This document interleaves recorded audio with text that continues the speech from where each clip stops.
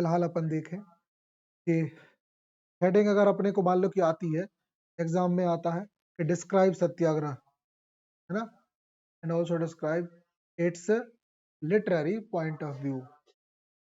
सत्याग्रह में सत्याग्रह और लिटरेचर कैसे कनेक्ट है, या हमारे literature point of view satyagraha का क्या की रोल है। ठीक, तो उसमें हम टाइटल में डाल सकते हैं satyagraha literary and political legacy. Subtitle ये है, the exploring its impact on political writing in English literature. Satyagraha का हमारे लिटरेचर पे क्या फर्क पड़ रहा है, लिटरेचर पे क्या फर्क पड़ेगा, तो एक एक करके सारे कार्ड्स को अपन देखते जाएं। तो डेफिनेशन ऑफ सत्याग्रह, सबसे पहले तो यही डिफाइन करना है, बिल्कुल नहीं भूलना।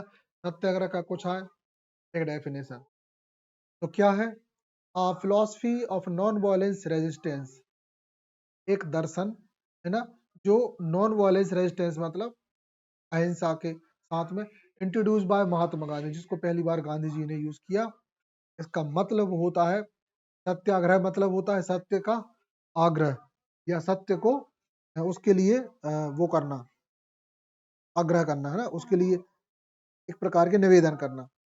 तो उसका यहाँ मीनिंग है ट्रुथ फोर्स, मतलब सत्य सच की ताकत, एंड सोल फोर्स, आत्मा की ताकत। कहने का मतलब अपनी तरफ से कोशिश करना, दूसरा कुछ करे ना करे, अपन तो प्रयास कर रहे हैं। अब देख ले पॉलिटिकल एंड लिटरेरी रेलेवेंस, राजनीति और साहित्य में ये किस तरीके से जुड़ा हुआ है। Used a method to challenge operation and colonial rule. तो पॉलिटिक्स में इसका क्या यूज है कि ये जो मतलब क्या बोलते हैं, कॉलोनियल रूल है और जो ऑपरेशन है उसको चैलेंज करता है, उसके अगेंस्ट होता है। ठीक है, दूसरी सत्याग्रह एक दर्शन है, एक फीलिंग है, एक भावना है। तो ये भावना कई अच्छे थॉट्स को जन्म देती है। तो इससे क्या होता है, इंस्पायर्ड राइटर्स, लेखकों को इंस्पायर करता है, कवियों को इंस्पायर करता है, इंटेलेक्चुअल वर्ल्ड वाइड, पूरी दुनिया को प्रभावित कर, कोई भी बात हुई, अच्छा हुआ, तो इसका सीधा सा मतलब है उसको साहित्यकार अपने उसमें किताबों में जगह देंगे। ये हुआ भी है, कितनी ही सारी बुक्स हैं, है ना, कितनी सारी देशभक्ति कविता है, और कितने ही सारे आज देशभक्ति गाने हैं, है ना। हाँ, गांधी जी पे ही कितने गाने गने हैं, दे दी हमें आजादी बिना खड़क बिना धान, ना, ये साहित्य है। आज हम लोग जब 26 जनवरी या किसी भी उसमें सुनते हैं तो नहीं, ना, फिर से अपने पुराने दिन याद आ जाते हैं। ठीक, तो ये है। अब देख लें historical background, origin of satyagraha. Development during Gandhi's time in South Africa in protest against racial discrimination. इसका ओरिजिन साउथ अफ्रीका में हुआ था, ना कि इंडिया में। मतलब गांधी जी ने इसका पहला उपयोग या इसका जो ओरिजिन कहाँ पे किया, साउथ अफ्रीका। इंडिया में उनका सेकेंड ट्रायल था, मतलब वहां उन्होंने प्रैक्टिकल कर लिया था, और यहाँ आके उनने उसको पूरा क्या बोलते हैं इसको, रेगुलेट करा दिया। ठीक, चलिए हम बात करें, नेक्स्ट पॉइंट है further refine in India during the Indian independence movement. Further मतलब इसके बाद, इसके अलावा इनने इसका फिर से यूज कहाँ किया, इंडिया में। रिफाइंड मतलब उसको फिर से छान के उसको बढ़िया प्योर करके। हाँ, रेशियल डिस्क्रिमिनेशन है वो। रेशियल मतलब होता है जातीय भेदभाव, रंग भेदभाव, रंग भेद लिख लो उसको चाहो तो लिख लेना, ना। रेस, किस रेस से हो तुम, सारी रेस सेम तरीके से लिखी जाती है, दौड़ने वाली भी ऐसे ही लिखते हैं, ये रेस भी वैसे ही लिखते हैं, है ना।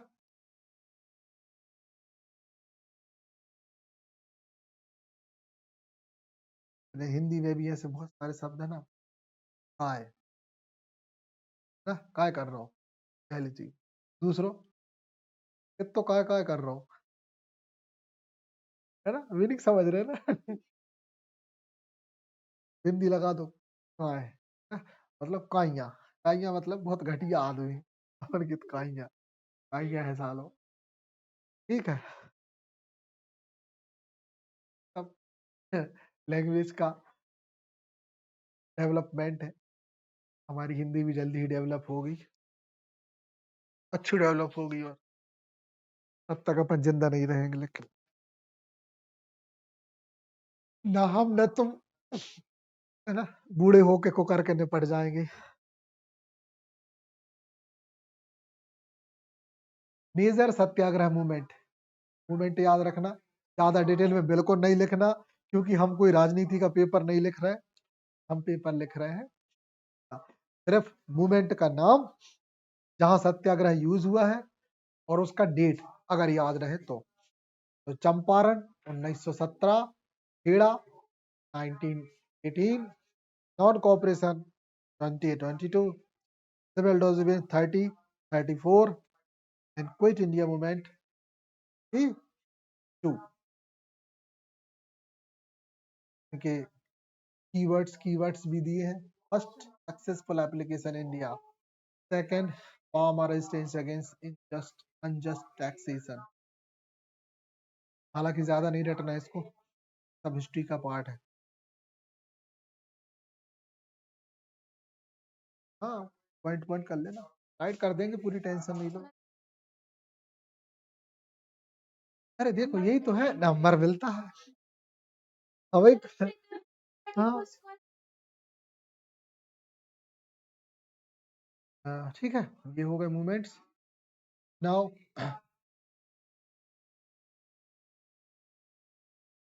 सत्याग्रह इन गांधीज राइटिंग, गांधी जी ने जो जो लिखा उसमें सत्याग्रह मिलेगा।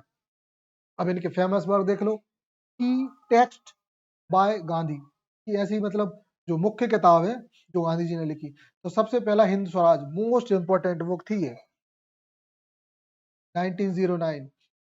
पॉलिटिकल साइंस में भी ये बुक मेंशन है, बहुत यूज है ना।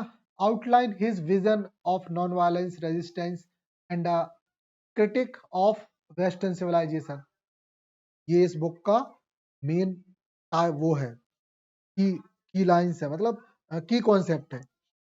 इसमें बात की गई नॉन वायलेंस की, पहला चीज, और दूसरी बात की गई है, मतलब क्रिटिक, मतलब क्रिटिसाइज किया किसको, वेस्टर्न सिविलाइजेशन को, वेस्टर्न सभ्यता की धज्जियां उड़ाई गई है, मतलब बताएगा किसी कैसे सही नहीं है। और फिर दूसरी बुक है उनकी खुद की biography, autobiography, the story of my experiment with with truth, है ना, ये ट्रुथ। तो Gandhi's autobiography detailing his philosophy and activism, ये बुक तुम लोग एमए में रहे, सिलेबस में है, लेकिन समय मिले तो पहले ही पढ़ लेना कभी, बहुत मजेदार बुक है। एक्टिविज्म मतलब उनके एक्टिव रहते थे ना, या उनके मतलब जो क्या होते राजनीतिक गतिविधियां, वो पूरा दिया गया है उनका, क्या करते थे। इवन कुछ चीजें, कुछ कमियां उनने खुद से स्वीकार भी करी, कमियां हर इंसान में होती हैं। सर्व संपन्न तो ईश्वर सिर्फ हो सकता है, हम इंसानों में तो लाखों कमियां रहेंगी, है ना। और गलतियां तो हम लोग रोज ही करते हैं, बहुत गलतियां होती हैं, ये समय होते होते बस ये गलतियां कम हो जाती हैं, बाकी बहुत कुछ। फिर देख लो इनके स्पीचेस, कुछ आर्टिकल्स एंड लेटर, स्पीच भी दी है जो आज भी रिकॉर्डेड है, आर्टिकल्स न्यूज़पेपर में दिए हैं वो भी है, लेटर, पत्र लिखे हैं इनने कईयों को, आज भी वो पत्र सेफ है, और नॉन वायलेंस रेजिस्टेंस, ये सब चीजें लिटरेचर में शामिल होती हुई, क्योंकि जो रिकॉर्ड किया वो लिखा जाता है, अब जो लिखा वो तो है ही, और जो लेटर्स उनने लिखे आज भी सेफ है। पता चलता है कि दद्दू का थॉट क्या था, दद्दू की।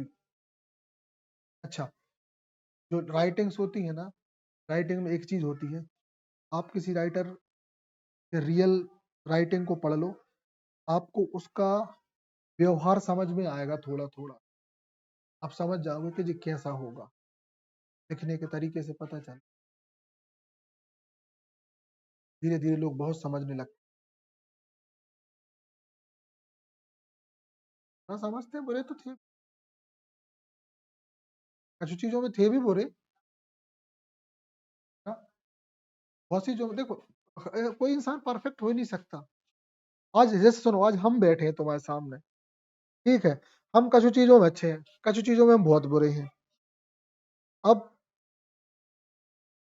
अच्छा अच्छा इंसान हो भी नहीं सकता, बुरे कैसे होते हैं? हम दूसरों की पसंद का नहीं कर रहे, हम बुरे हैं। जैसे सुनो, हम अपने से बताते हैं, दुनियादारी तो हमें नहीं पता, हम स्टूडेंट्स के लिए अच्छे, रिश्तेदारों के लिए बुरे हैं। ठीक है, हमारे मरवे के बाद हमारे रिश्तेदारों में से एक पसंद न कर है, तीन थी के दो चार जिनसे हम मिलजुल लिए थे, जो हमसे पुराने जुड़े हैं, जो हमारे बुरे समय से जुड़े हैं। मैं जाना था कि भैया जो थोड़ा सो स्टेक आदमी है, और चाहे बात बहुत जल्दी बुरी लग जात है। अब हमने कब पता धोखे धंधे में कब का चुकाई हुई है, जो ढूंढी भी नहीं आए। हाँ, सीधी बात यही है ना? अब तुमने कब उजट काम किया दे, अब पता चली तुमने फंसी में क्या दी, तुम दो पैक लगा, दो पैक का तो दो पौआ सीधे खत्म करे थी।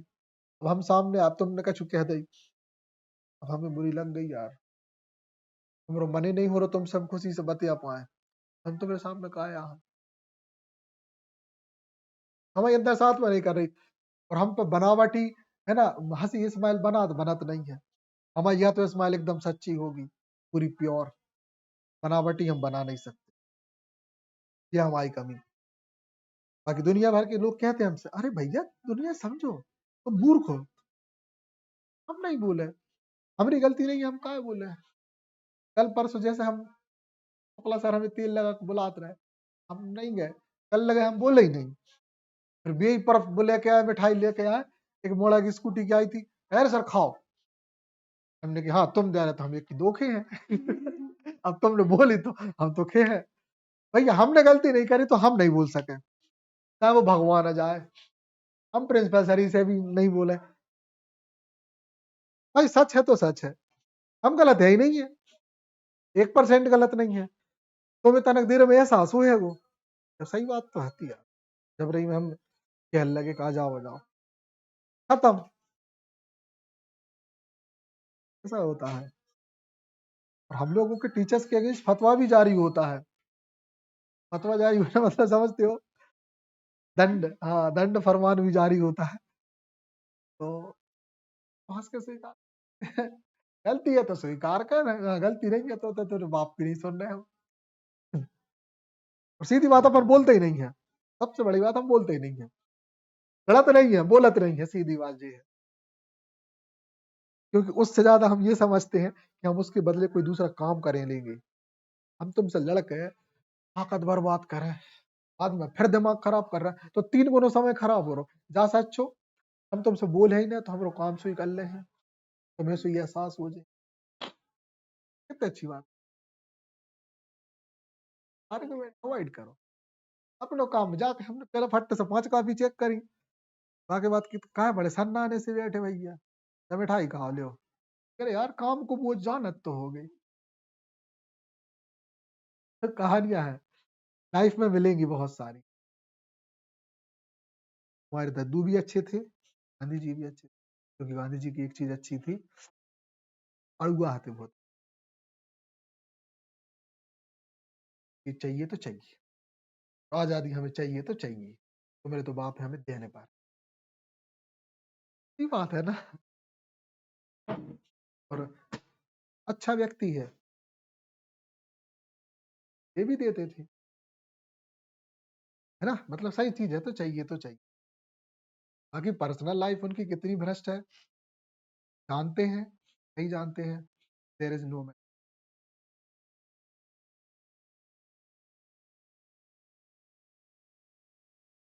फिर देखें थीम इन हिज, कहने का मतलब,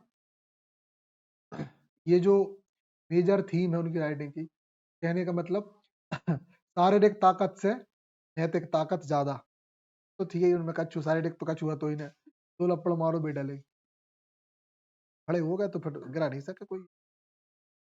फिर सेल्फ डिसिप्लिन और सत्य, दोनों की ताकत, आत्म संयम, फिर नॉन वायलेंस के थ्रू न्याय प्राप्त करना। गलत नहीं किया तो हम नहीं हटेंगे। जिस तरीके से हेनरी डेविड थोरो रात भर पूरे जेल में काटा था, वैसे ही दद्दू ने उसी बेशर्माई को झेलते हुए जेल में कई साल काटे। हेनरी डेविड थोरो पहला व्यक्ति था जिसने सिविल डिसोबीडियंस के थ्रू कहा कि नहीं, टैक्स तो मैं नहीं दूंगा, जो कछु करना है कर लो, ले चलो मुझे जेल। जबकि वो बंदा भी बहुत रिस्पेक्टेड था, मेयर था वो, मेयर जहां तक